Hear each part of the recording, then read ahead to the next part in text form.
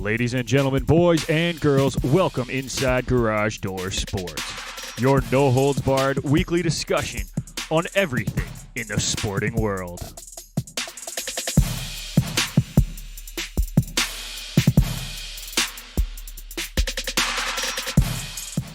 For all your news on hockey, baseball, basketball, football, soccer, and more, you've come to the right place. And now it's time for your hosts, Nick McVicker, Kyle Vardy, and Irfan Manji.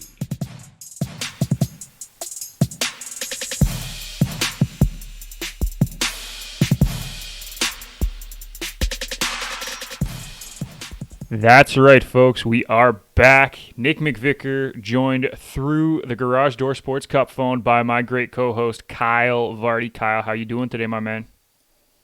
Doing good. I can't really complain. So that's always a good thing. When you can't complain, that means something's going right. Exactly. Irfan cannot join us. He is driving back to Ottawa today. So, I kind of understand why he's not here. So we're going to move on without him. Well, we got you guys covered. Don't worry. Lots to talk about today, including, oh man, we got the Leafs to talk about a little bit, Kyle. Yep. We got NFL playoffs. Playoffs are coming up in a week, but we got to talk about week 18 first, and then we'll talk about the playoffs. We have Djokovic being detained in Australia because his visa got revoked. We have AB losing it on the sidelines last week, which, my goodness, that was kind of a crazy situation there. It's been a wild week in sports, dude. Wild week in sports. Yeah, it's been full of headlines. So it's good for us because we get stuff to talk about for sure. So. Well, yeah, that's 100% true. But exactly. Where would you like to start, man? We can start with Joker. We can start with AB. We can start with the Leafs. Let's go with AB, seeing as that was, I guess, the least recent event that we can talk about. Fair enough. All right. Well, we'll talk about AB in our kickoff segment, sponsored by Canada Kicking Academy, calling all kickers and punters in the Southern Ontario region. If you are looking for year-round professional development with elite competition, you need to train with the Canada Kicking Academy. The Ferraro brothers, Daniel and Gabe, are both University of Guelph alumni, and after illustrious university careers, they want to teach you everything they've learned over the years. If you want to take your special teams game to the next level, visit them at CanadaKickingAcademy.com or follow them on Instagram at Canada Kicking Academy. And yeah, this AB story is something. I'm sure you've seen the video. Took off his shoulder pads mid-game, threw his undershirt and gloves into the stands, ran through the end zone just as a play was being called by his offense, by the way, not his defense. His offense was on the field. Yeah. And just left. The video of him being at the side of the stadium trying to get an Uber was hilarious, by the way. Well, and then the follow-up videos of the Uber driver, because apparently he's like the actual like personal driver of a bunch of athletes and all kind of stuff, and it's like, holy. Oh my God, it's jokes. Like you gotta get your head screwed on straight. But for those of you who haven't seen the video, here it is, and like, I don't know, Kyle. For me, it looks like a temper tantrum, right? And we obviously don't know what else was going on.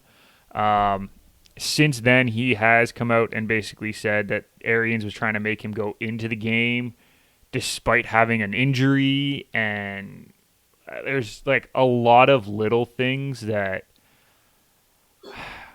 I don't know. Like, there's a lot going on here. You can see him taking off his shirt and everything there. What did you make of this immediately when you saw it? The first thing we said when we saw it was, it's AB. It's AB, yeah. It's Antonio Brown. Do you really expect anything different? To be honest, no. I expect a little bit different. I did expect him to not make it through a game before leaving. Yeah, well, we were all making a joke saying that he pulled a Vontae Davis, but had respect for him and waited till the third quarter instead of halftime. So, it's one of those things where there's now rumors coming out that apparently he wasn't going to get his incentives because they wanted him to go back in the game, but he wasn't healthy enough to do it, so he was all pissed off. But then he forgot that there's a week 18 this year, so that he actually had next week or this coming week to still get his incentives. So there's rumors that he just completely forgot about that. So I'm not sure, to be honest. It's one of those like everything coming out. There's texts now coming out saying that he told Arians he was not healthy, and Arians said, "Well, we need you out there." And I don't know. Okay, I It's don't know. really I read those texts, and I don't know about you, Kyle, but like for me, like those texts sounded like a coach who's like, okay, let's see what you can do, right? Which is what a coach yeah. should say. Yeah, and like those texts didn't like Arians didn't say anything wrong in those texts, and it's like to me, it's one of those whatever was said on the sidelines is probably different than what was actually in the texts. Yeah. I mean, I'm not taking AB's side, I'm not taking Arian's side. To be honest, couldn't really care less about either one. But in saying that, it's like there's definitely stuff that goes on the side when it comes to the football talk, Absolutely. right? Well, That it's they don't. sideline talk, right? It's Yeah. teammate talk. Well, and they don't want that. They don't want any record of half the stuff that gets said on that sideline. Um, so I mean, things very well could have been said. Arians could have been like, "Hey, you need to play this drive. We need you out there." 'Cause they were losing to the Jets at this point, so it's like Weren't they down by like they 13 needed, too? yeah, they needed whatever they could get.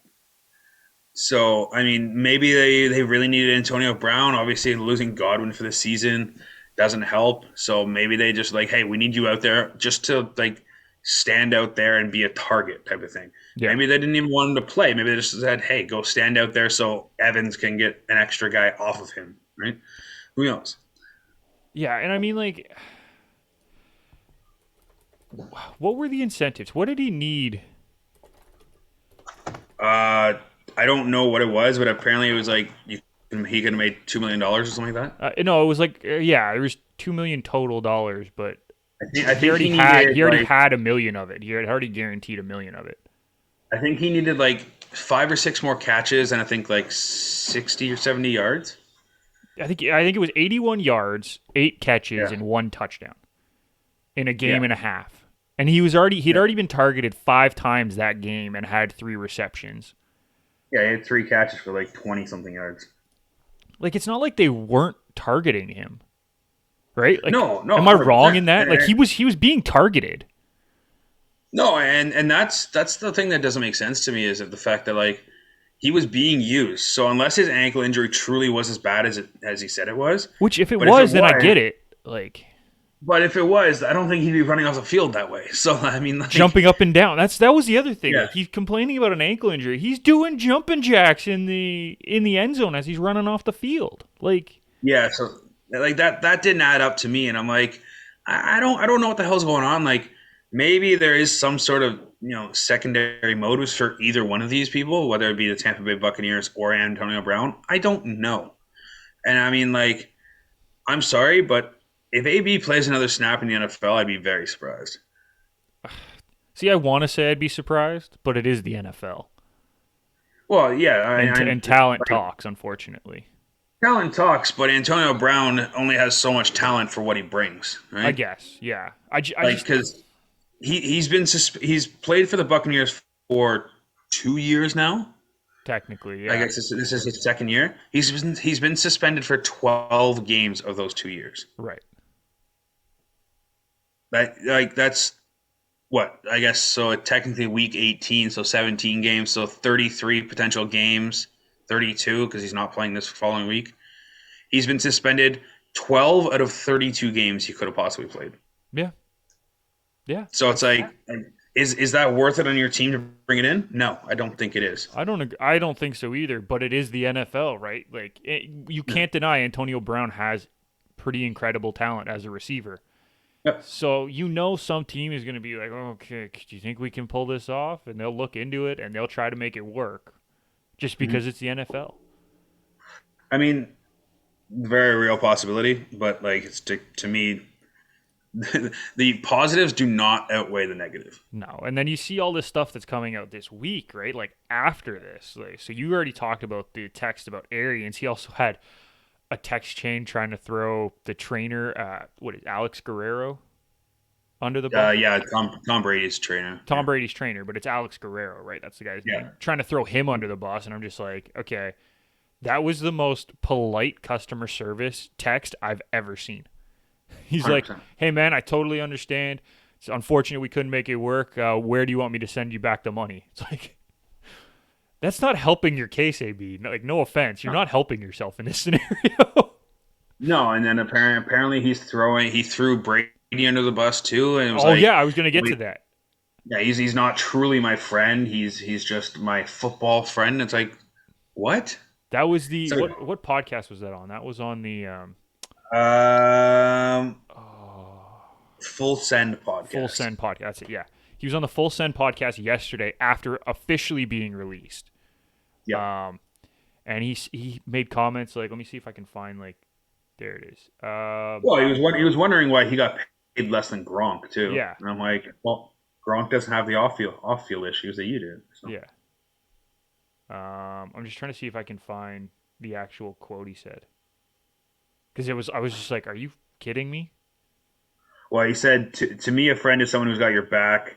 Not everybody in sports is going to be your friend. Tom Brady is my friend. Why? Because I'm a good football player. He needs me to play football. People have different meanings of what friendship is. Yeah, but I'm just like,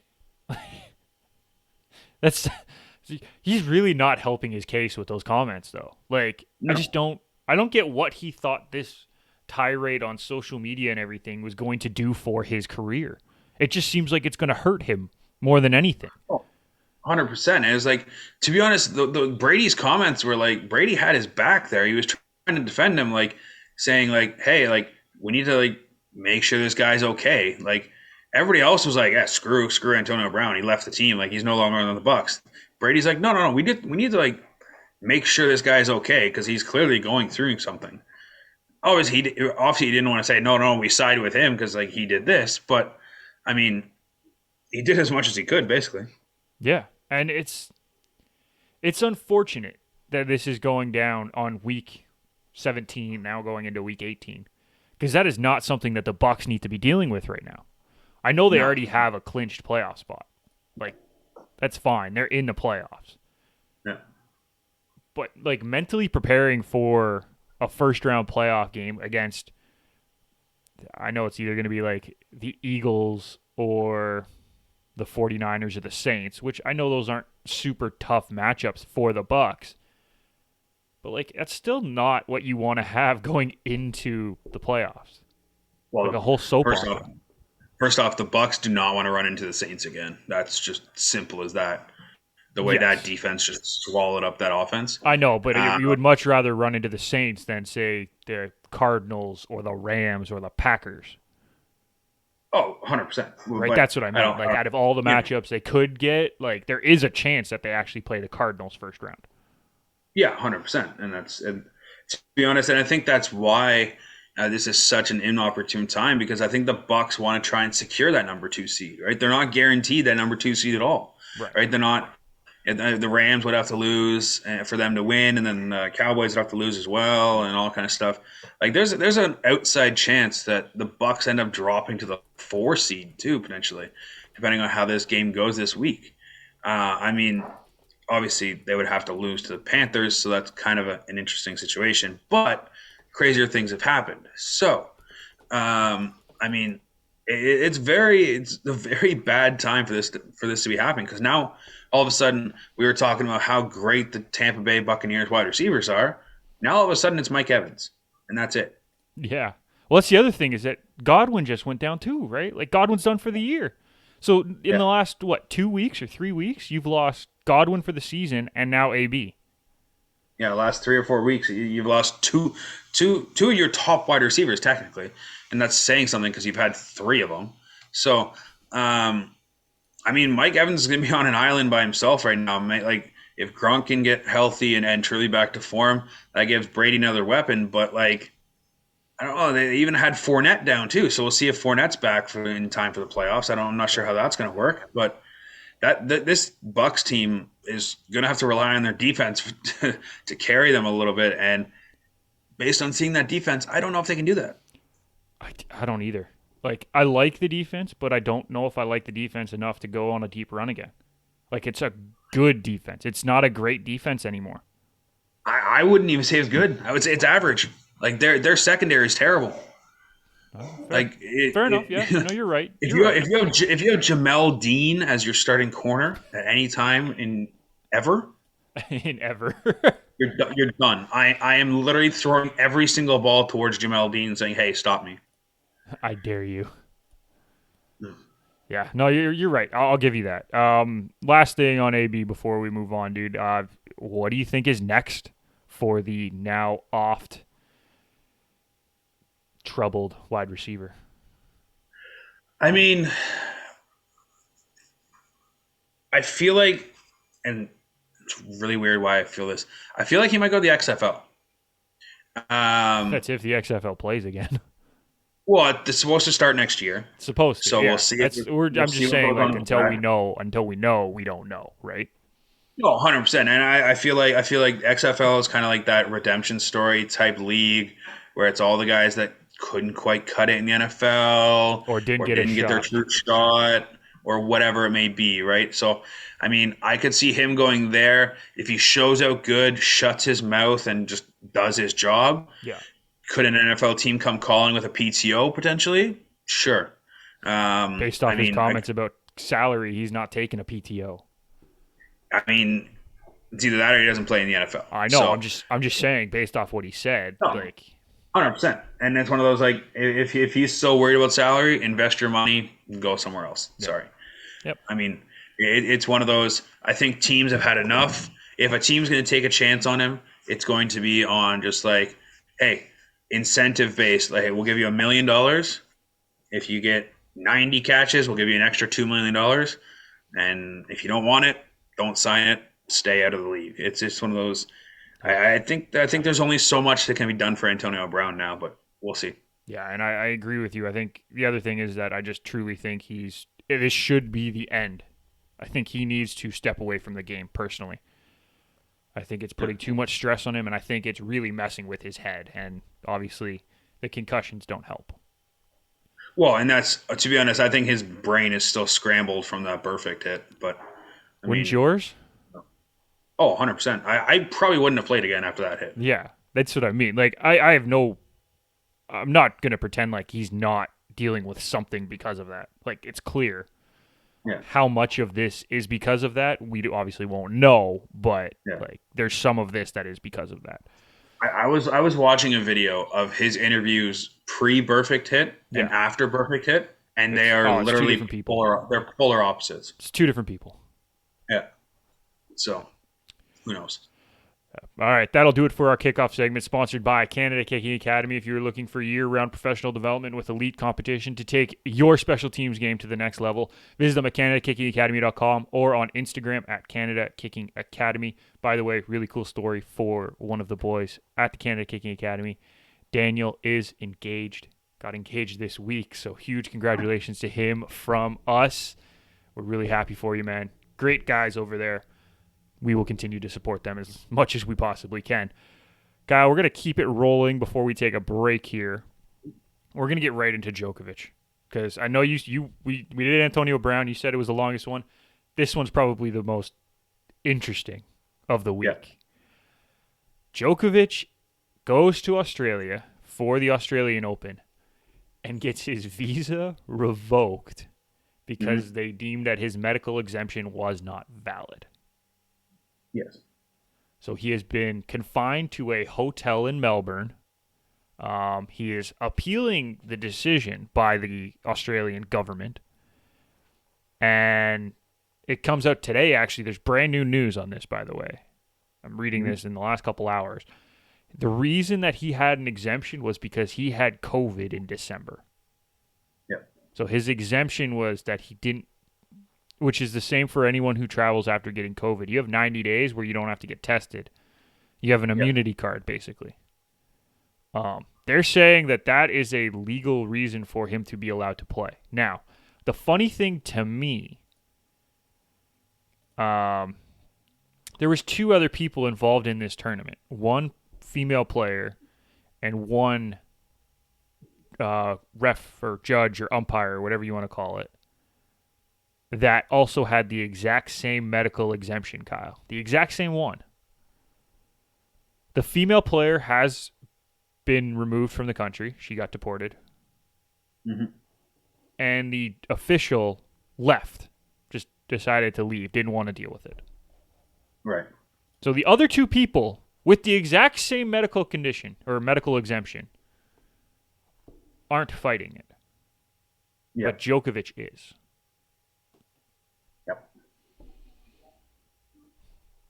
What do you make of this? I mean, I don't want to get into the whole unvaxxed versus vaxxed conundrum because that's just something. Well, that's not what this is even about. No, but it's one of those like, and Rafa Nadal said it. The world has suffered enough. There's rules in place to try and get stuff done. Figure it out. If you don't want to get vaxxed, you don't play. Sorry. Just because you got COVID doesn't mean, like, in my opinion, I don't think getting COVID actually truly is an exemption. That's just my thing, and I won't get into that. But it's one of those, like, if the rules in place in the country, you clearly know the rules are in place. Other people have dealt with this, as we've seen with this exact same tournament with two other people. Why are you still trying to fight this? You're not going to win this. Go home. You're not playing in the Australian Open. Sorry. And it's one of those, like,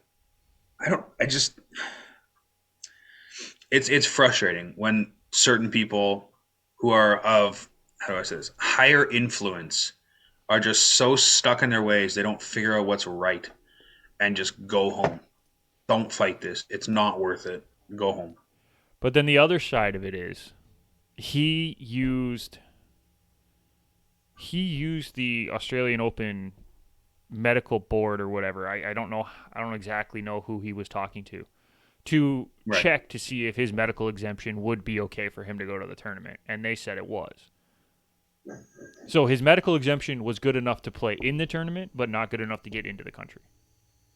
I was going to say, well, the Australian Tennis Federation or whatever they call themselves were like, oh, yeah, he's fine. Yeah, he's fine. Well, because no shit, you're not going to turn away the number one player in the tennis world. But at the same You're time, going to say, hey, yeah, it you is have an exemption. tennis. Yeah, no It is. The other thing is, it is tennis, right? It's not like these guys are playing on top of each other. They're opposite sides of the net. No, Right? of course, So- and that's why, like, you're not going to turn away your number one player in the world. If he says he has an exemption and he shows you he has an exemption, of course the tennis federation is going to be like, yes, no problem, exemption, you're good, right? You have paperwork, no problem, right? A country is a different story. If the country doesn't let you in, they have specific rules in place. They couldn't care less if you're Brad Pitt or the number one tennis player in the world. They couldn't care less. Yeah. It's sorry, they have the rules in place. That sucks. Sorry. It's true. I agree with you, Kyle. 100%. I agree with you. But it's just funny because, like, we're talking about this like he got an invalid medical exemption to play in the tournament. No. His medical exemption was cleared to play in the tournament, Yeah. but it wasn't clear to get into the country to play in the tournament. He kind of forgot the whole bigger step of getting into the country. Like, I don't get how you don't check that. Like, that should have been the first thing that you check. I don't know. Can I get it into the country? You and me did it. We went to Arizona 2 months ago. We checked. We made sure we had everything down before we decided to go into the process of even going to Arizona. Why is you have a team of people. How are you not checking this? I don't get it. I don't get it. Well, and then apparently there's in Serbia, there's like his family's rioting and trying to talk to like the Australian embassy or something like that, saying that he's like being wrongfully detained, and Australia's like, nope, he can go whenever he wants. Yeah. He just can't come into the country.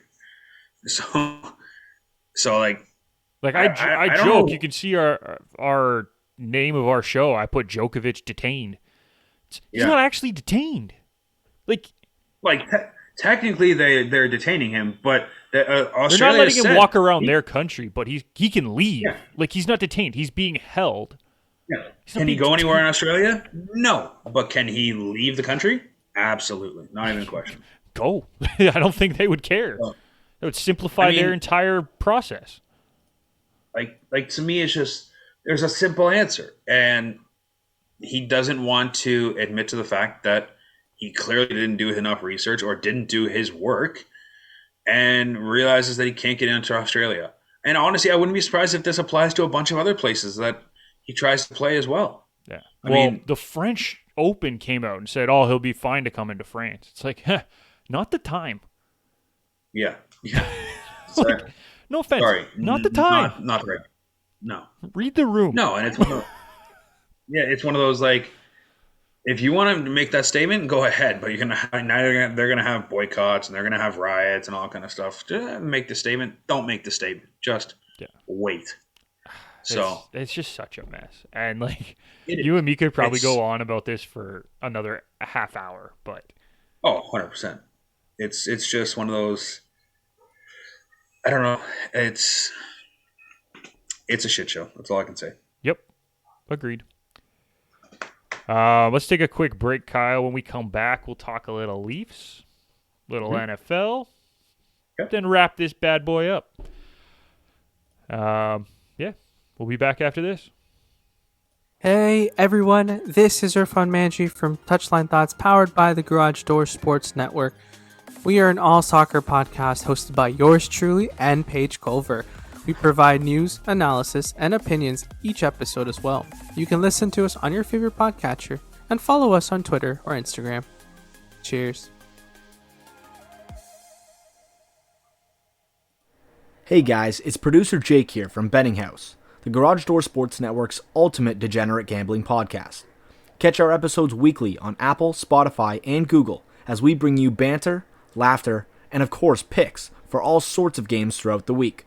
Give us a follow on our socials at BettingHousePod, where you can catch all our bets each week, as well as some bonus content. Remember to always gamble responsibly. Let's get rich. Producer Jake, still on the ad for Betting House. Love it. Hasn't been there for a while, but you know what? We still love him. Of course. Kyle, Leafs are Yep. rolling, my man. Mm-hmm. They're playing really well lately. 7-2-1 in their last 10 games. They're currently tied for third for the best goal differential. And it's not because they're scoring that many goals. No. They have the second fewest goals against in the NHL.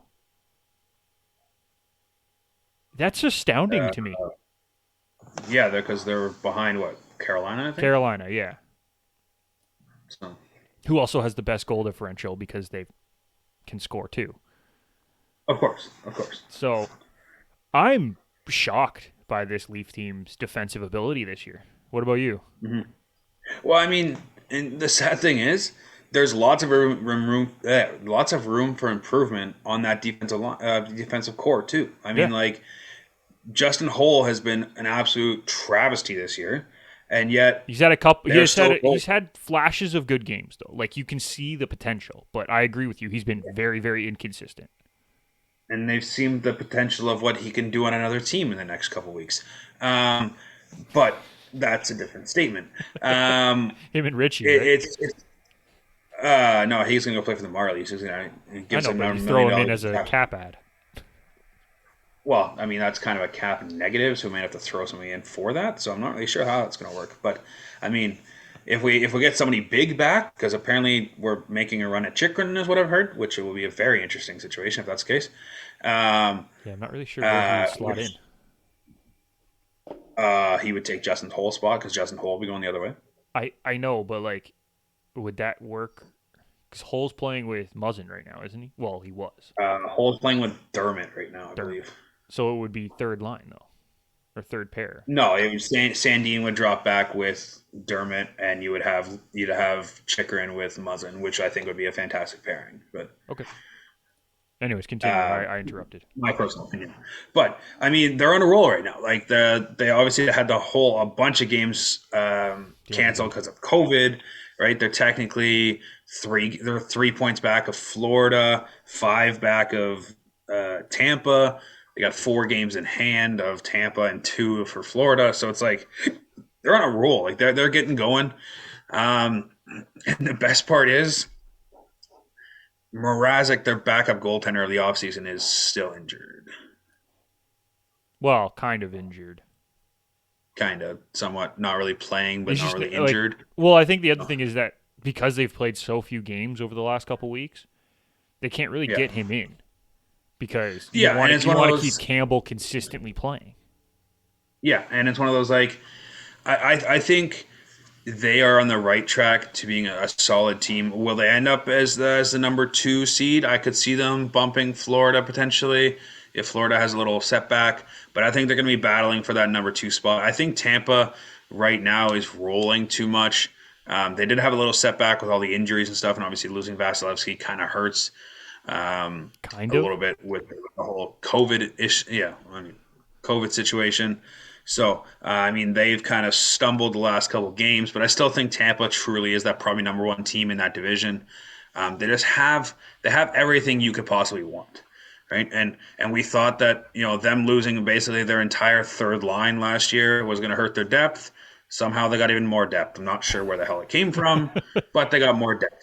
It's true.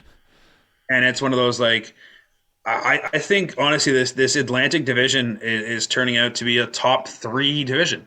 Like a top 3 team division. Like there's the 3, and then there's Everybody else. So it's like I honestly would not be surprised if no wild cards from the Atlantic go through. I think the Devils might make a push for that final wild card spot. Somehow Detroit's in there. I really did not see them even competing for a potential I knew playoff they were going to spot. be better than last year, but I didn't expect But them to be this good. Not 1 point out of a playoff spot. Like Yeah, no, I didn't expect them to be this good. To be fair, Boston has a lot of games to make up. But Well, they've only played 2 less games than the Leafs. no, I know, but I'm saying like compared to like Detroit, like Detroit's 1 point back, but have played 4 more games. Right? And Boston is 3 points up on the Devils for the second wild card spot and have 5 games in hand on them. Yeah, so like to me, the only team that truly will push them, I think, actually might be the Islanders, and they've been playing terrible. But they've played better of late, right? They're 5-2-3 in the last 10.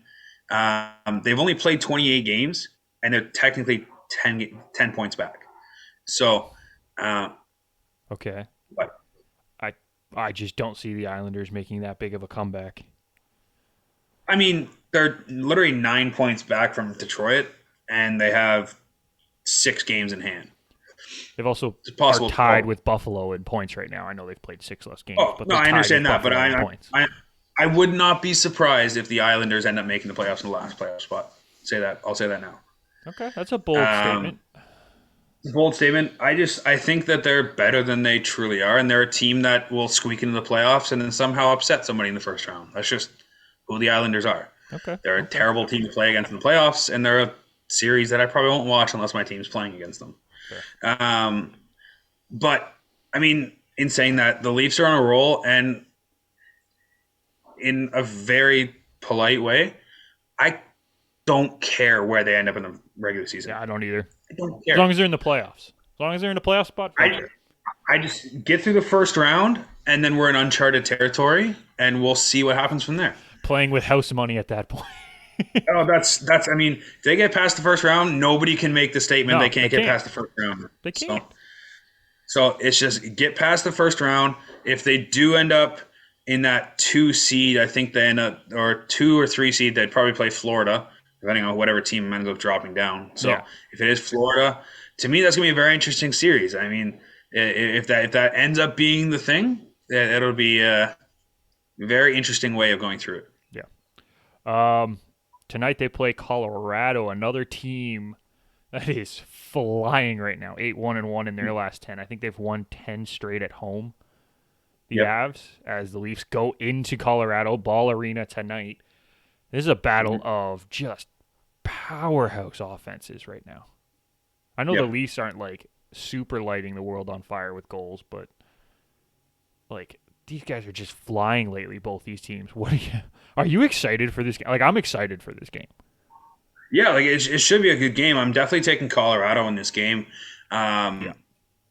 purely because Marner is out, Kosh is out, and Pierre Engvall is out now too. So Nick any Ritchie's sort back of in? depth. No, he's back in the Marlies. Isn't he? I thought he was Actually, taxi. he might be on the taxi squad, Oh but I no, couldn't. sorry. Joey Anderson's on the taxi squad. No. I So don't know. to me, like you basically lost your entire third line there, and Colorado's been on a roll as is. So you need all hands on deck to try and beat a Colorado team. If you're not fully there, I do think it's still gonna be a close game. Don't get me wrong. I don't think it'll be a blowout, but I I think the Leafs, if they are gonna battle, this is one they got to win, and they got to try and force it. And I don't see it happening, to be honest. I think Colorado's just too strong of a team at this point.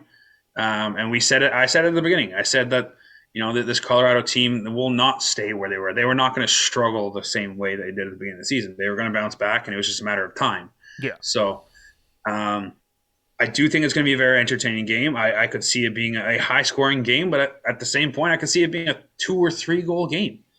Like a 3-1, 2-1, like that type of thing. I could 100% see that being the final score, purely because both teams don't want to let the other team go, horses wild type of thing, right? So, because the last thing you want is have one of these teams get a 2 or 3 goal lead, and all of a sudden it's like, oh, okay, well, now we have to battle back. So, we'll see. Quickly, Kyle, before we move on here, the Leafs, obviously, you and me have some faith in this team, obviously, because we followed them forever. Do you have more faith in them this season than in the years past, or is this just still until you prove it to me, I don't believe? I mean, I'll always have faith. Like I think that's my biggest thing is is the faith misguided potentially. But it's one of those. I do think they need to make some sort of deal at the deadline and shore up that defense. I don't think the offense is the issue, and I think especially with that depth that they had now with that third line of Engvall, Kasha, and Kampf, don't know where the hell that came from, but it works, and it's been works working really well. And it's one of those like Kampf. When I said it from the beginning, that Kampf signing in the offseason was huge to me because I'm like, you have a 3C. And that frees up Kerfoot to put him wherever you want. You need him on the second line, you can put him on the second line. You need him at center, you can put him at center. And it frees up him because he's like the kind of like utility player that the Leafs have. You can put him wherever you want. So I mean to me, the faith is there. I think they need another defenseman in that top 4? 100%. Would I love like a Ben Sherratt type of defenseman who's just, hey, try and beat me type of thing, will punish you in the playoffs? Yes, I think they definitely need that type of person. Where that person comes from, I don't know. That's the biggest thing. I'll have to look up some potential deadline deals and stuff because that's coming up in about a month and a bit, I guess. Yeah, we're almost there. Crazy. So in that case, I do think they need a couple more defensive pieces, maybe a depth scorer, but nothing that's going to cost you anything. And to be honest, I think they're set. I think if Mrazek can stay healthy and he becomes your backup in the playoffs, and if there's, God forbid, Jack Campbell goes down for anything, you have a guy who's been there before, can do that kind of stuff. You don't have to worry about potentially like Joseph Woll starting game 1 of the playoffs. Like that would be my biggest nightmare. No offense to Joseph Woll, but he's not a starting goalie in the playoffs right now. It's just simple as that. No, So you're right. I agree with you.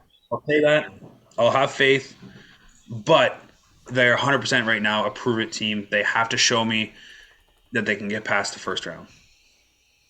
That's completely fair. I respect that because we're looking at a team who they haven't proven it yet, right? Like we're still waiting for them to prove it. And until they do, how can you have faith that they're going to pull it off? Because there's no reason to believe that they will. Well, I thought last year was the year. They were up 3-1 in the series, and all of a sudden, no, we're going to choke 3 games in a row.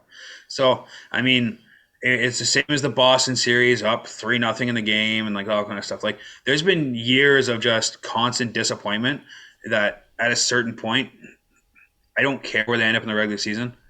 Get me through to that first round of the playoffs, get through it, and then we can re-talk, and I'll have some more faith. Yeah. Well, So, we have a comment in the comment section, Kyle, from Dexy65. So, Dexy, here we go. Let's get this done. How do you see the Leafs being able to re-sign Jack Campbell next year with the salary cap only going up $1 million and him probably getting a huge raise? Do you mind if I go first on this one? go for it. The easy answer is get rid of Nick Ritchie. Mm-hmm. 2.5 is a nice little add-on. That frees up some cap space. Obviously, they're up against the cap, and you got to re-sign guys like Kasha, who will be coming off. Mikheyev comes off contract next year. How much is he going to want? He's a UFA. I don't think they're going to be able to re-sign him personally, unfortunately. Just because based off everything that I have an idea of what he likes, he's probably not going to be wanting the base salary again. So he's probably gone. So you're probably going to have to fill with some guys from the minors. Who? I'm not really sure. Maybe Robertson comes up. Maybe Argenchentsev comes up.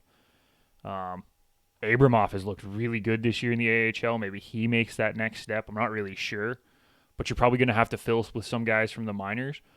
But if you get rid of Ritchie, you lose the 1.645 from Mikheyev, and you re-sign Kasha to a decent deal, like he's on a 1.25. Maybe he goes up to 2. I don't think he'll get much more than that. I think that gives you enough space to re-sign Campbell. Like, I think Campbell's $5 million, maybe 6 at most. So you got to free up about $4 or $5 million in cap space to do that. You pretty much have done that with the moves that I just said. You also need to re-sign Sandin and Liljegren, but that's a different scenario altogether. Yeah, and it's a very interesting situation, to be honest. So, the harsh reality, in my opinion, Jake Muzzin's gone. I think he's gone in the offseason at, I think he's $5.5 million right now, something along those lines. You can't justify it, to be honest. I can't justify a second pairing guy getting paid that money. You got TJ Brody, you got Morgan Riley. Morgan Riley's extension also kicks in next year too. So he's going to make $7.5 million now. So I think that the biggest thing is, I think Muzzin, he's been playing good, okay. I mean, him and that whole Muzzin pairing that was great for the Leafs for 2 years, all of a sudden isn't looking too great. So, I mean, I don't know who's going to be able to take that cap on. Somebody will probably take him. Will we be able to get any return for him? Doubtful.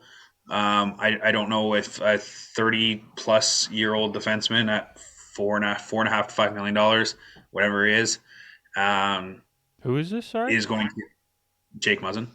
He's 32 at 5.625. Yeah. For 2 years. So it's one of those, like, is anyone going to take on that contract? Don't know. We'll have to see about that. I mean, it looked like a great contract when he signed it originally, and now it seems as though he's slowing down a little bit. It's not an awful contract though. Like, it's not, but it's basically an extra $3 million you can't really pay him right now. Right. Basically. Right. Is essentially what it is. And that $5.6 million, you clear that off the books, essentially that is Campbell's contract. That's Campbell's contract. There. Exactly, right there. And then to be honest, you get rid of Mrazek in the offseason. Somebody will take Mrazek. It's not a bad contract that he has. Yeah, and somebody in the offseason. 3.8 is such an easy contract to move. And somebody will want him. The fact that, you know, he's a capable goaltender, just didn't have the right situation in Toronto because Campbell was the number one, and obviously he had some injury problems to start with. So I think that Mrazek contract would be easy to move in the offseason. So and you move Mrazek's money, you put in Joseph Woll at the NHL minimum, and all of a sudden you have an extra $2+ million to work with on replacing Muzzin on that second pairing. Or giving the money to Sandin and bumping Sandin up to the second pairing, whatever you want to do. right? So I think there's definitely room around it that you can move. If they do potentially go after, a Chikrin, putting Chikrin on the second pairing at $4.5 million for the next 4 years, perfect. You know, you like that type of money. Like then if that truly is the case, then Muzzin's gone for sure, and that's just house money. And I think Campbell signs, to me, $5.5 $6 million is what Campbell will get.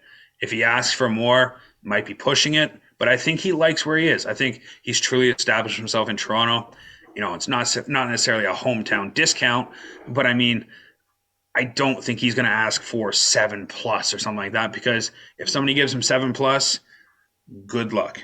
Like, go Yeah. for it. The Leafs aren't paying him 7+. No, sorry, not a chance. So not a chance. Hopefully that answers your question. But I think Muzzin's gone. I think Mrazek will be gone, and that'll clear up the cap space to sign him. So yeah, well, I mean, even if they just move Muzzin, that clears up the cap space, right there. Yep. That's like, because that would clear up, essentially, it would clear up almost $7 million, because the cap's going up by $1 million as well. Mm-hmm. So you add that to the 5.65 that is owed to Muzzin. You get 6.65.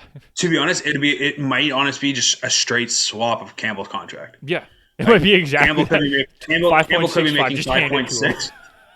Literally, be like, hey, Muzzin got traded. We got picks for him. You want his contract? 5.6. Yeah, no problem. And Dexy also said who would take Richie's contract. I think maybe, like as I said, a trade deadline deal this year. Maybe they throw him in just to balance the books. Yep. Maybe you have to throw in an extra draft pick. Maybe. I mean, I keep saying it. I keep saying like Chikrin, because that's what I really want. Obviously, I know him personally, but the fact that the Leafs are actually interested in him, to me, that just makes complete sense. It makes for too that. much sense, though. That's the problem. Well, and that's the problem. It makes too much sense. A cheap contract, right-hand defenseman, like literally perfect for what the Leafs need. Stick him in your lineup. He's not a right-handed defenseman, though. Sorry, but he plays the right side half the time. He's literally listed as a left shot, left D. Right, left side, but he would essentially replace Muzzin anyways. Yeah, he would replace Muzzin for $1 million cheaper. Yeah, and then to be honest, you would send Hole and Richie back, and that's your $4.5 million. It's a straight cap swap, and then you just throw picks. Or you send Mrazek back. I don't know how much cap space does Arizona have. I don't know how much they have. 6. I mean, we were already. Oh, okay. I was gonna say we were saying for years they had cap space, but then they've also took on like every bad contract in the entire NHL. Well, I mean, they only have 2 dead cap players right now. I understand that, but you see their lines. They have Andrew Ladd, Roussel, and what? Oh, okay. Sorry, I was like, what are you talking about? Louis Eriksson. They had like they had the but all of those come off the books this year too. No, 100%. That's what I'm saying. So this year would be like so you give value back. So I mean, because that's Justin Hole and Nick Ritchie aren't cap dumps. That's the biggest thing. They're still quality players. Is it something that Arizona needs? No, but Arizona could easily flip those guys and get more picks or get something else, or have them as depth pieces. They're not 35-year-old players who are making $6 million and that they're just trying to take cap on to get a second round pick for. That's not how it works, right? So these players have some value. Am I saying that it's going to be a straight swap? Not a chance. No. You're going to have to at least include a first and a second, maybe even 2 firsts potentially to get him out of there. But I could 100% see both of those players going back in a trade for him. Yeah, I could see that too. I mean, and in that move, like, as I said, Mrazek could go in that trade as well. I know it wouldn't be ideal to do it mid-season, don't get me wrong, but, like, Arizona needs a goddamn goalie. Mm-hmm. They're running with Scott Wedgwood and Karel Vejmelka. I think I said that right. Yeah, the lefty catcher. Yeah. Right? Like, righty catcher. Like, they could use an improvement on the goaltending side. I would say Peter Mrazek would be a good fit as an improvement. No, not even a question. I think it's one of those. Would because does Mrazek have any sort of no trade clause? I don't even know if he does. Or no movement clause or anything. Sorry, Because I'm wondering if he does, he probably won't accept the trade to Arizona. He has a modified no trade, so he can put 10 teams on a no trade list. Yeah, so Arizona 100% will be one of those teams. And I don't really think Really? that's a question. 100%, not even a question. But it's a place that he goes in, is automatically the starter. I don't know what the tax situation is like in Arizona, but that could also be no taxes, like Florida. I don't think Mrazek's at the age yet that he just wants to collect his money and go home. He's 29. I think no, I know, but I think Mrazek's at a place where he wants to play for a contending team and wants to have a chance to win. So, I mean, would Arizona be on my no trade list? 100%, not even a question. So, I mean, I don't know. You liked it in Arizona. I did 100%. Would I go play hockey there? Not even a question. I'd collect $5 million and go sit there. Not even a question. But I mean, like to be honest, I could have seen like a team like the Devils going after Mrazek, because they've had their issues with Blackwood this year, and Blackwood hasn't been fantastic. So I mean, having Mrazek as like that secondary option would be right up their alley, I think. So I mean, obviously you'd have to work out the logistics of it, but and I don't think they would be on his no trade clause because they're an up and coming team with Dougie Hamilton they just signed, who Mrazek played with. That's true. So. All right. I think that'll do it for the Leaf conversation, dude. Yep. Let's move on to a little niffle. Mm-hmm. Little niffle for us, and it's week 18. First time. There's a week 18. I am perfect betting in week 18 so far. That'll change real fast. In the history of the NFL, I have never lost a bet in week 18. Well, speaking of the week 18, which game are you most excited about this week? Personally, it's a personal preference. But which one are you most excited about? I mean, personal preference, I want to see us shit pump the Dolphins, but that's just a different story. The two games I'm looking forward to the most are the Cardinals, Seahawks, and Rams 49ers. Those two games have so much to actually play for, and they're a divisional rival game. I think those are going to be the best games out there. So there's a lot of games. Obviously, the Chargers Raiders is a different one too. Like that's going to be an important game, but we'll get into that later because that could be an ultimate trap game. So don't touch it. Don't touch it. Betting wise, don't touch it. Betting wise, it honestly could be a terrible game. It straight up could be a terrible game. We'll get into it. We'll get into it. Don't worry. It's just to me Rams, Niners, Cardinals, Seahawks. Seahawks don't have a lot to play for, but would they love to screw over the Cardinals? 100%, not even a question. And I mean, the Rams are playing for the division, so Niners need to win to get in the playoffs. Rams need to win the division. So that game's going to be truly entertaining. I mean, there's a couple other ones. Saints, Falcons. Saints need to win to get in. Falcons just want to screw over the Saints because they're a divisional rival.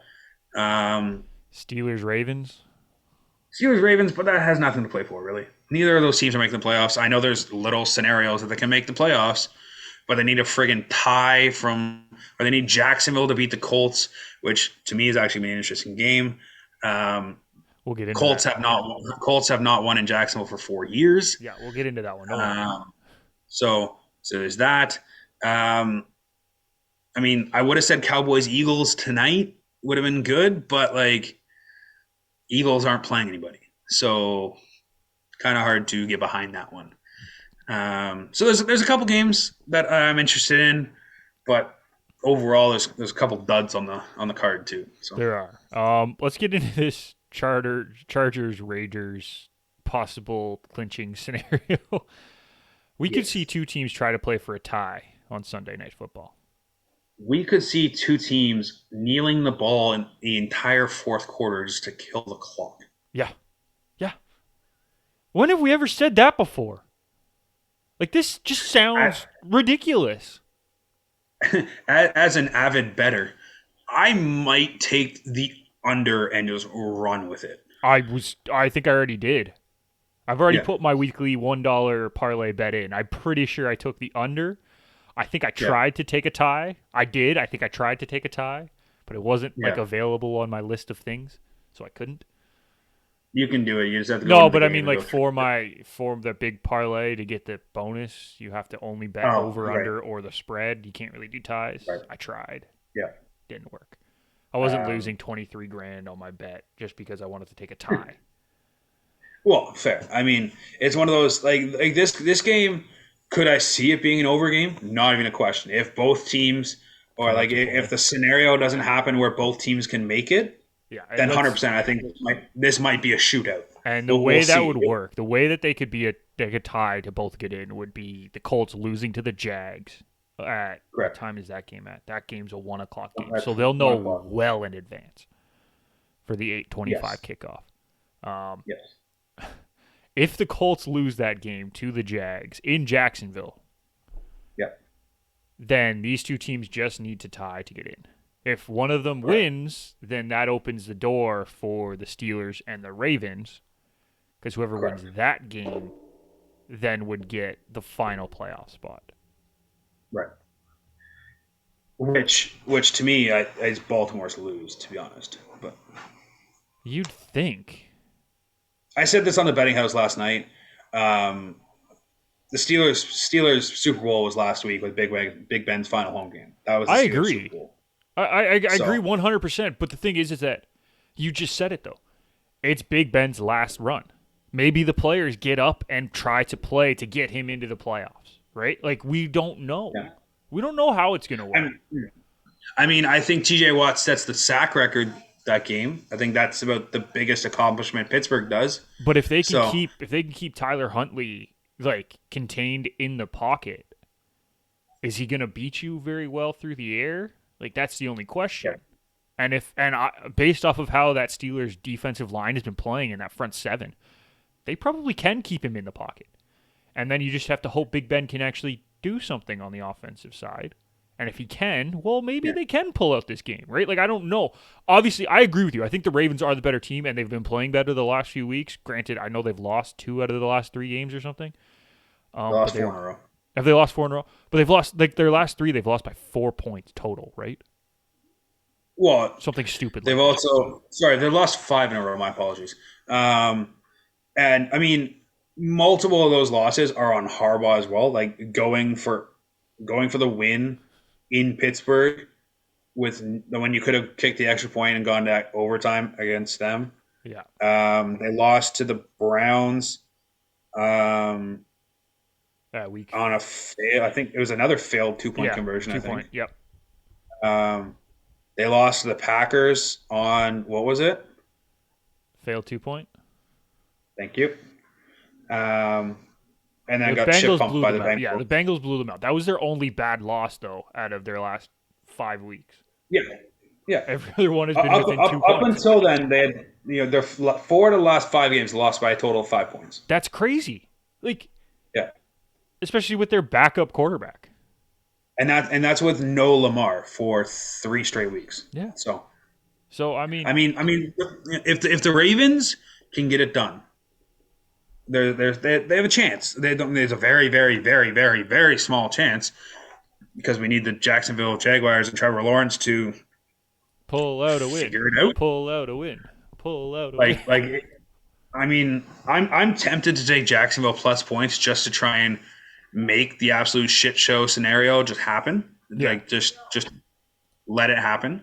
Apparently, so what you can do is if you put $10 down on Jacksonville money line and the tie in the Chargers Raiders game, you win like $45,000. Jacksonville money line, which is 7 points. Jacksonville money line was like 7.5 odds, 7.5, and then the yeah. tie in the Raiders Chargers game was like 60 something. Let's see if I can find it. Tie, like straight up money line tie Yeah, is 61. like you take, yeah. So you combine those two. I'm just trying to see what that would be. Hold on. Gotta love trying to do betting live on the show, folks. Yeah. I think when I did it, I don't know if maybe it wasn't $10, maybe it was like $20. I don't know what it was. But $457.50 would be for a $1 bet. yeah, so yeah, so it was $100 wins you 45 grand That's crazy. for 2 legs. That's crazy. Yeah, It's not gonna happen. Like I don't think it happens. I think no. I think the Colts pull it out, and I don't think there's an issue. But who knows, right? Like we don't know. Dexy has a question, right? Kyle, are the Ravens' defense good against the run? No, they're not great against the run. I think the biggest thing is Pittsburgh struggles mightily on offense, and Regardless of what it is. Najee Harris had a great game against the Browns last week. Don't get me wrong, but his stats are also very skewed based on the last 50-yard run that he had off the onside kick. Yeah. So, in saying that, without that touchdown, the Steelers beat the Browns by 5 points, which is not impressive based on how the Browns played. They punted more times than they had the ball. Even it's not possible, but that's what it felt like. Yeah. And to be honest, I think Tyler Huntley probably will get traded and have a shot at being an NFL starter next year. 100%. The way he's been playing, he's looked actually pretty good in their games, considering everything that's going on with that offense. It's weird to say, but he reminds me of a young RG3. So, I mean, a healthier. Yes, healthy, young, hopefully not doing commentary in 5 years, RG3. So it's one of those, like to me, I think he's going to get a shot somewhere, and I think he truly can carry that team to Baltimore into the playoffs if the scenarios work out. We'll see what happens ultimately. I'm not sure, and I don't believe it's going to work out for him, but who knows? We're in uncharted territory of Week 18. Yeah. You know what's crazy, Kyle? I'm just checking the stats, like their rushing defense of all the teams. The Ravens have had the third fewest rushing attempts against in the entire league. Well, it's because their secondary is literally shambles. Yeah, but the only two teams that have had fewer rushing attempts against are the Buccaneers. Yep. And the Titans. Well, the Bucs have had the top 3 rush defense. I don't know about the Titans, but yeah, they just have had the third fewest attempts against. Or sorry, the second fewest. The Titans are the second fewest rush attempts against in the entire league this season. I'm kind of surprised by that one. I mean, that does kind of surprise me, to be honest. But I mean, and the Bucs have given up almost 100 more, or have given up more than 100 more rush yards than the Ravens have, even though they've had 8 less attempts against. Interesting. So the Bucs give up more yards per carry than the Ravens do. Good to know. So their rush defense isn't that bad, actually. It's their pass defense that's a problem. Okay. Their pass defense is a problem. Yes. Yeah. Well, and that, I mean, kind of helps, or sorry, kind of doesn't help when you lose your entire secondary in essentially the preseason or the first 5 weeks of the season. So. Yeah, but they have the worst yards per attempt in the entire league on pass defense, tied with trust me, the Jets. Yeah, it's not a good thing. Nope, not a good thing. They've also will they go anywhere in the playoffs? Doubt it. No, they've given up the second most TDs in passing attempts. Yep. Oh, if I'm an NFL team and they make the playoffs, 100% I want to play them. Not even a question. I want to get your thoughts really quickly on the Aaron Rodgers story from this week, Kyle, and then we'll get out of here. Yep. I want to make sure I get this guy's name right. Aaron Rodgers. Who are you trying? I'm trying to get the reporter who said everything this week. It's Rube. Oh, my God.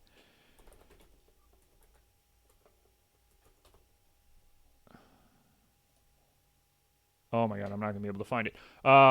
Reporter in Chicago who gets to vote on the MVP this week said that he wasn't going to vote for Aaron Rodgers because he doesn't think he's a good person, I believe was kind of what he said.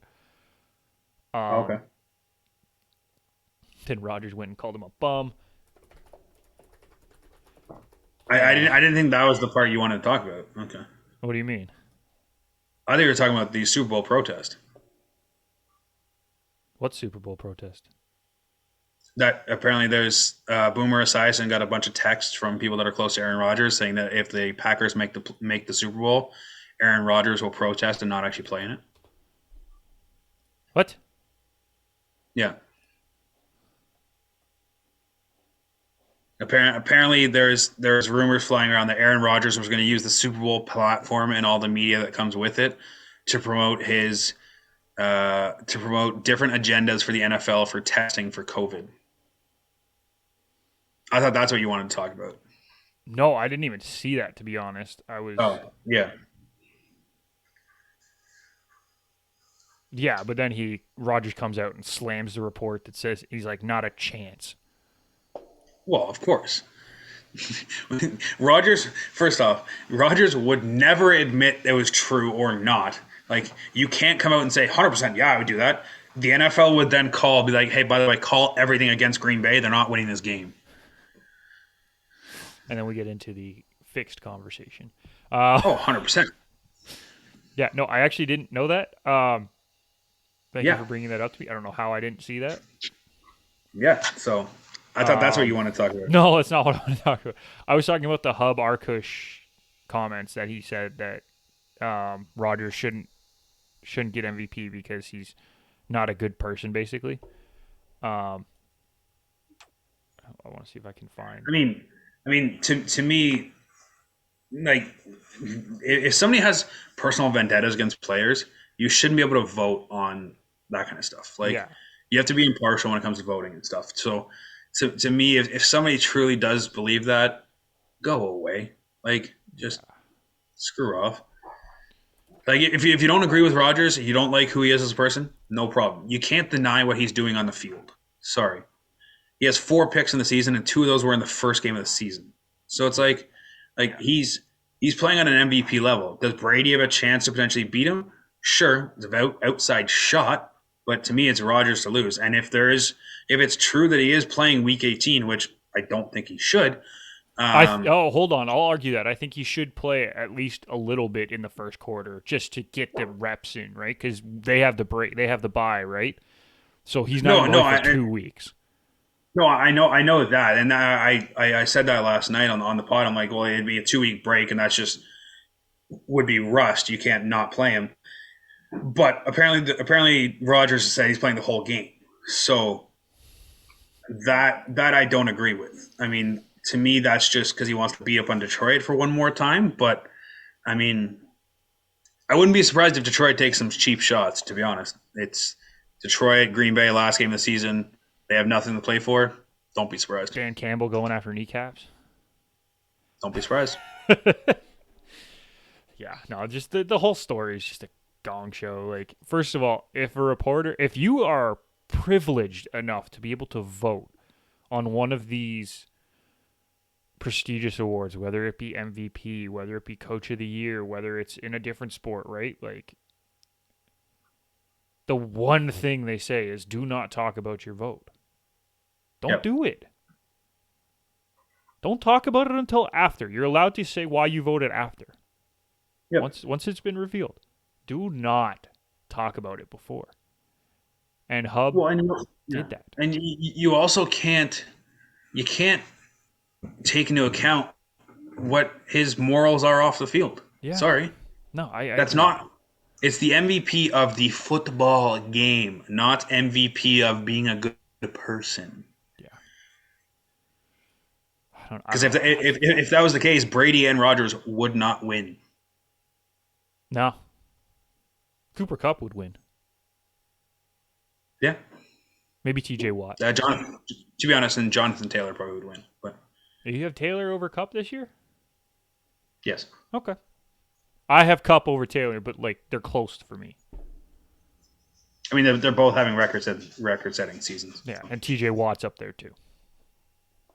Yeah, but but defensive players less don't value. get recognition. The other thing It's is like less value because the Steelers might not make the playoffs. well, it's like rookie of the year. Creed Humphrey technically should be rookie of the year, but will he get any votes? No. No. Well, he might get one vote, one or two. He might get a pity vote. We'll see. Yeah. I don't know. All right, dude. Let's wrap it up. And you know what? First show of the new year, we're bringing back tire fires. Oh Jesus. Oh Jesus. My tire fire is very easy. It's this Antonio Brown saga. And you know what's funny? Kelsey Braid on TSN this morning called it a tire fire. So I'm like, this is perfect. I was already going to use it. I'm using it. Antonio Brown has just been a gong show this week with everything that he keeps posting after the fact, after walking off the field.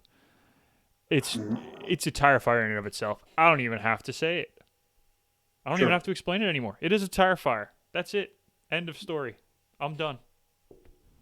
Well, I mean, you kind of put me on the spot here. Yep.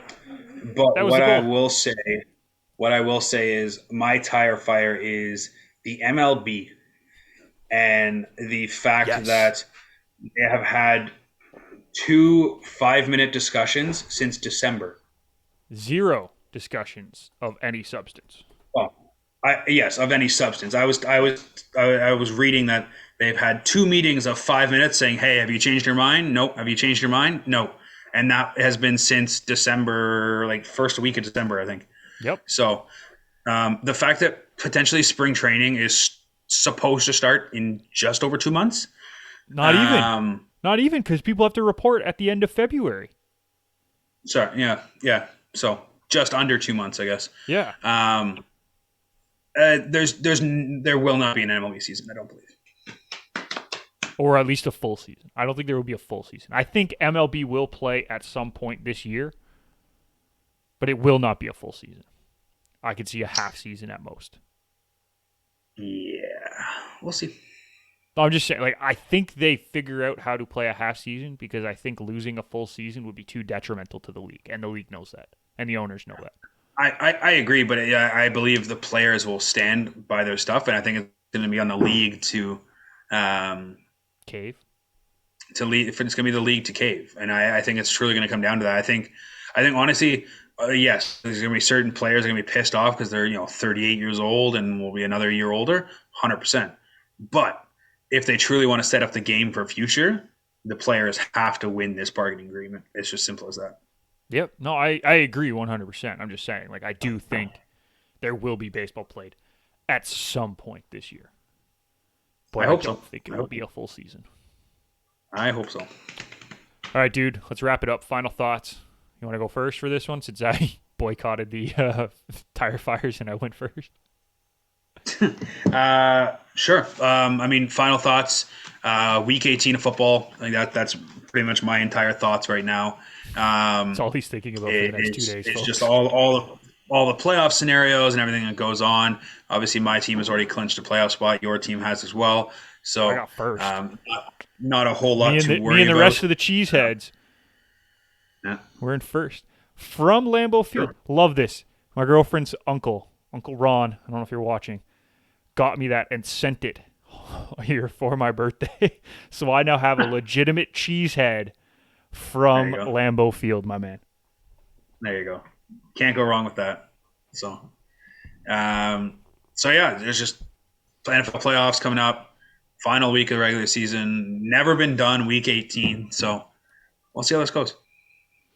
It's going to be fun. I think we're in a really good spot to watch some great football games. We're also in a spot where a lot of these games are just going to be awful. Oh, yeah.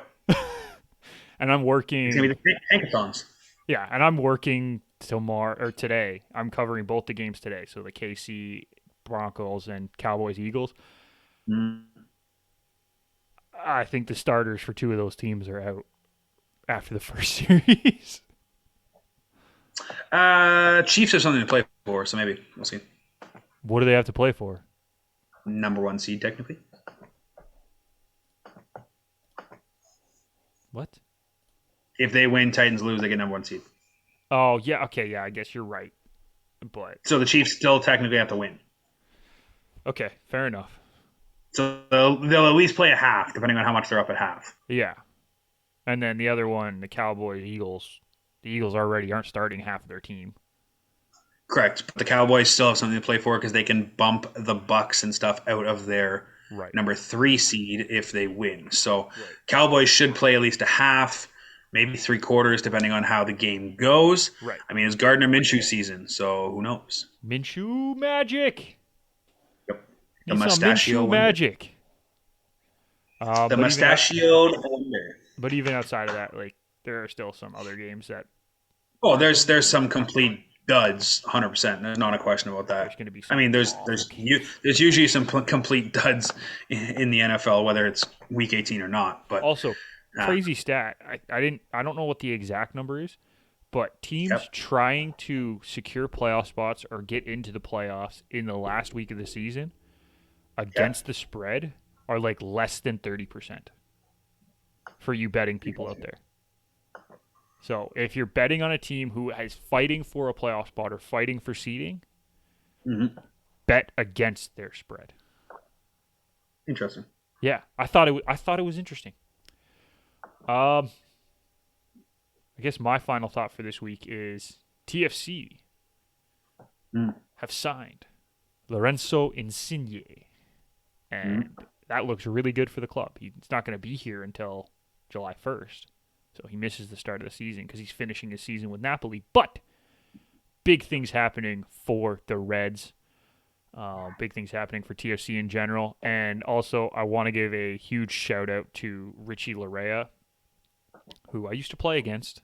So that's why this is a shout-out for me. He just signed with Nottingham Forest in the English Championship division. Incredible to see him having some success and moving on to England, where he'll get even more success, I presume.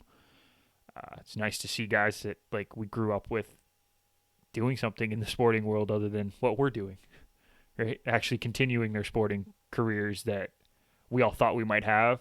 Him, Kyle, Laren, these guys I grew up with, and they're having some success. So congratulations to those guys. Keep it up.